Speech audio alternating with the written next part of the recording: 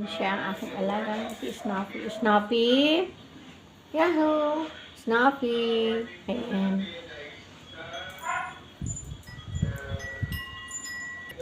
Ayan ang mga alaga akong masitas.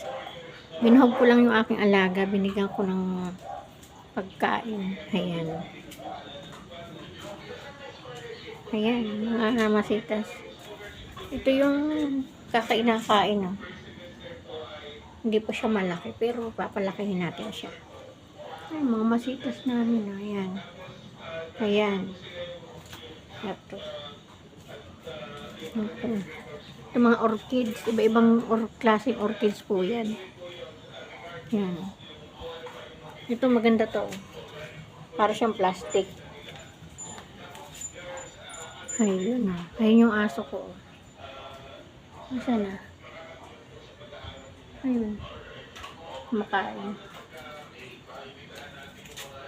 Ayun siya. Yun ang aking din ako nag-washing minsan. Ano po siya? Ayan siya. Yun ang aking mga ayun ang aking aso.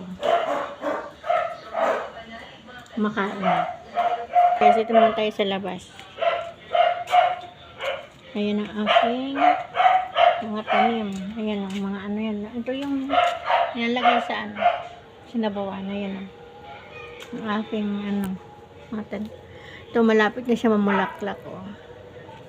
Ayan, mayroon na nga. Ayan. Aking mga tanim. Nagdilig ako kanina. Diniligan ko sila lahat. Kasi parang na yan. Ano ko lang ito. Yung mga aso. Ganyan o yan. Ito. Ang aking pandan. Mataas na sa akin. Oh. Ayan. Ang aking pandan. Yung mga asong yan, di ko maintindihan. Palagi silang Ayan. Ito naman ang aking kalamansi. Ayun, ang daming bunga. Ayan. Ang daming bunga nila. Maliit pa. Ayan, oh.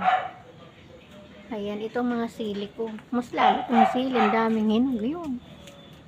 Ayun, oh. Ayun, oh. Oh. Ayan, oh. Ayan. Ito, oh. Sili. Ayan, oh. Ayan, oh. Pipitasikan bukas. Ayan. Sige guys. Tinignan ko lang ang aking mga kahalamanan. Tinignan ko lang. At pinakain ko ang aking aso. Bye bye.